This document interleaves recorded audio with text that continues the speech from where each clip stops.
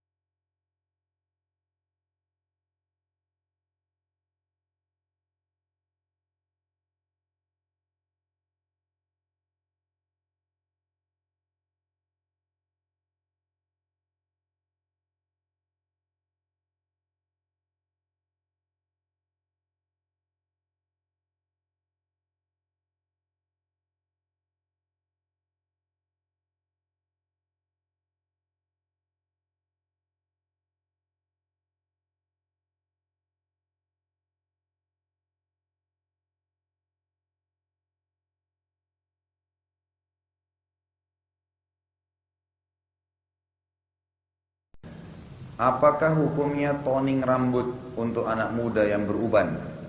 Jika sudah terlanjur dilakukan, apa yang harus dilakukan? Ini kita bahas masalah sirah ini.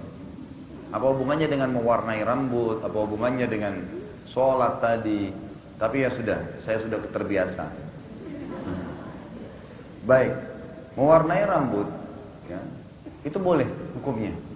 Asalkan dijauhi warna hitam. Tidak boleh warna hitam. Dari mana dalilnya? Hadis Bukhari. Nabi SAW pernah bertemu dengan Abdullah bin Umar radhiyallahu anhu. Kebetulan jenggotnya Abdullah bin Umar panjang dan beliau masih muda waktu itu. Serta ada beberapa helai jenggotnya yang berwarna putih. Sementara beliau masih sangat muda. Kata Nabi SAW, warnahilah jenggotmu dengan warna, waktu itu terkenal warna pacar ya, warna apa namanya, henna ya, itu yang warna coklat atau yang kemerah-merahan.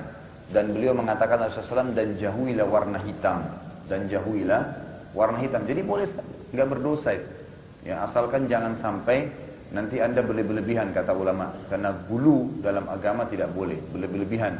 Misal ada orang melihat seorang penyanyi rock rambutnya warnanya orange, lalu dia ikut juga warna orange. Nah, ini kan berlebihan. Ya, tidak ada sesuatu yang dibutuhkan bagi seorang muslim untuk itu.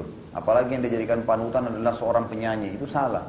Ya, itu tidak seperti itu. Tapi kalau seseorang misalnya istri ingin menghibur suaminya dengan mengubah warna rambutnya, ya, yang penting bukan ke warna hitam, mungkin ke warna merah dan seterusnya untuk menambah keindahan dia, itu masih tidak ada masalah. Setahu saya pendapat ulama mengatakan tidak ada masalah, asal jangan ke warna hitam.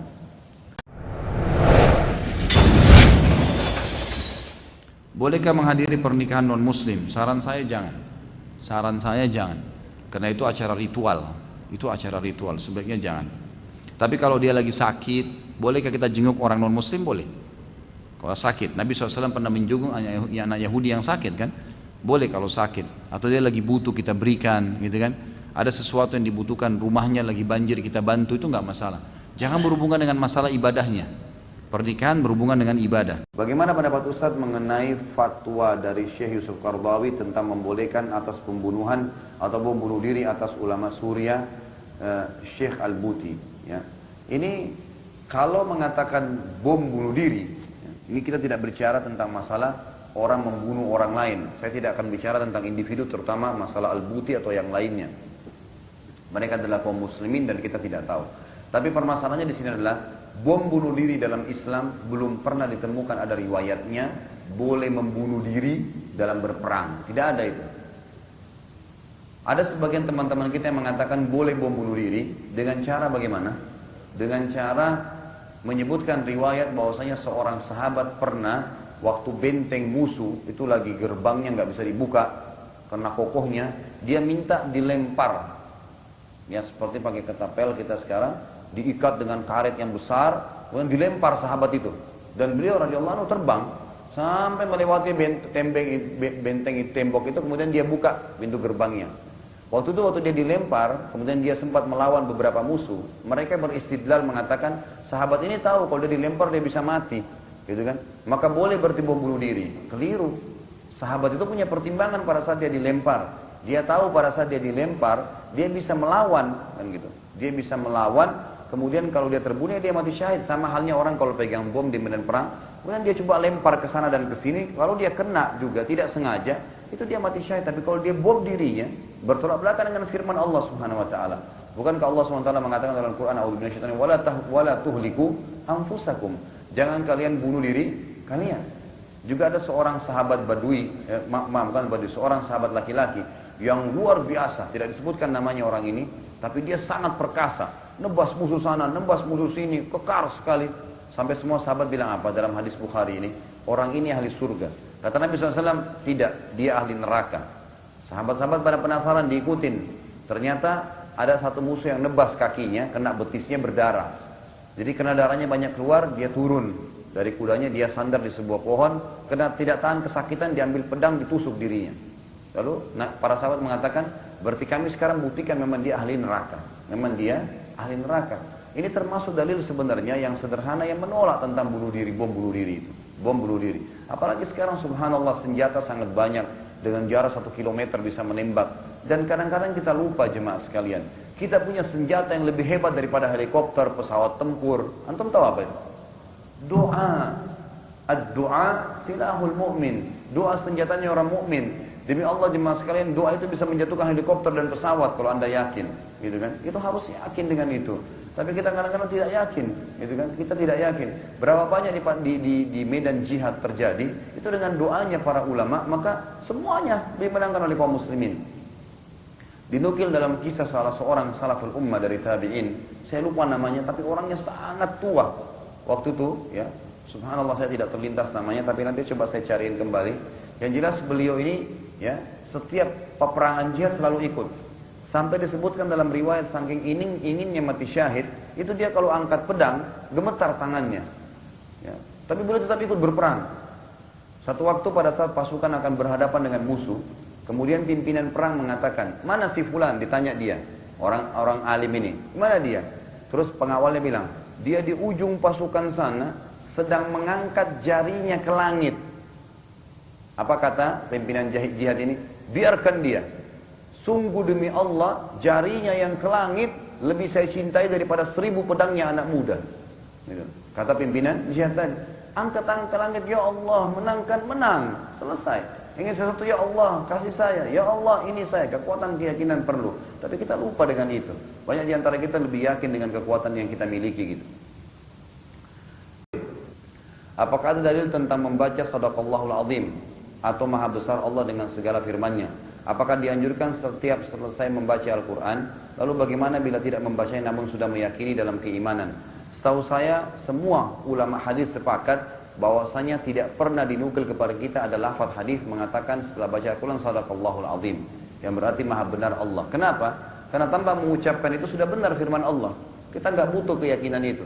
Dan ini sekali lagi memang dikarang oleh sebagian orang yang mereka ya kebanyakan kedudukannya di daerah Mesir itu untuk ya menyempurnakan bacaannya saja. Ya. Jadi sebaiknya kalau Allahu a'lam yang saya tahu dari para ulama hadis mengatakan tidak perlu membaca sadaqallahul azim karena tanpa membaca ini pun tetap firman Allah SWT benar.